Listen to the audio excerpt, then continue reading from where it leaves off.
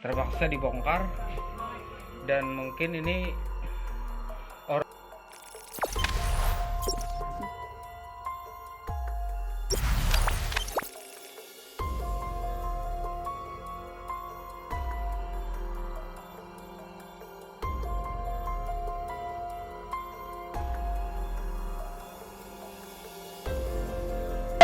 ya. Ini untuk jenazah atau korban pertama sudah menyampai di kamar jenazah Rumah Sakit Indonesia masih 16 EKB di kamar jenazah.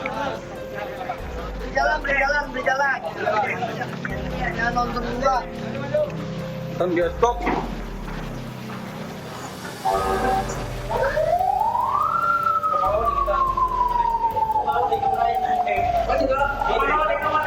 Nah, jadi kita telah menemukan orang yang diperkirakan tadi setelah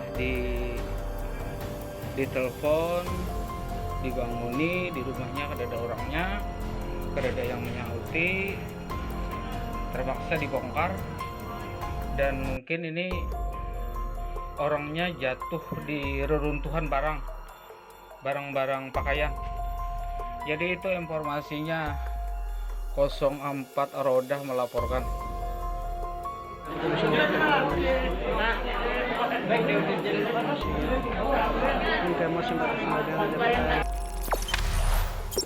Jangan lupa subscribe, share, komen, dan like ya.